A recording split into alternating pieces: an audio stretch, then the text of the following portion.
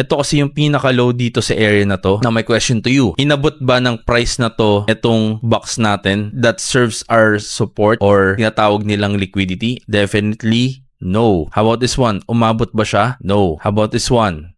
Umabot ba? Hindi siya umaabot. And if we're going to pay attention closely, no? Closely pay attention habang nagre-range yung price. Kasi usually pag nagre-range yung price, hinayaan lang natin eh. Matagal pa yan. Hindi pa natin alam kung akyat talaga yun o bababa. But kung titingnan natin mismo yung price structure niya, paakyat siya ng paakyat. So lagyan natin ng price label para makita natin. Ayan. So dito, pinaka-low nito, to low na to, low nito, low na to. Ayan. So, in this case, kung zoom natin, yung low natin na recorded is around 81,363. Ayan. 81,363. This one, 83,821. This one, 84,450. This one, 86,412. This one, 86,652. And another low, yung pinaka-low niya, 87. Ano yung conclusion natin dito? Every time pala na nagre-range yung price, yung low ng Bitcoin is nagtitrade paangat ng paangat. Ibig sabihin, may sumasalo, may bumibili. Because if the price has no willing buyers, ang mangyayari dyan, magfa-flush lang yan parang ganito. Malalaglag lang yan. Though magkakaroon siya ng pag-akyat, pero never niya mabibreak yung resistance nito. And that will cause for the lows na bumaba ng bumaba. The moment that we break the diagonal resistance, mapapansin natin sa lows na to is paakyat naman siya ng paakyat. And that give us a conviction na kaya pala, since wala nang sellers, puro buyers na ang pumapasok,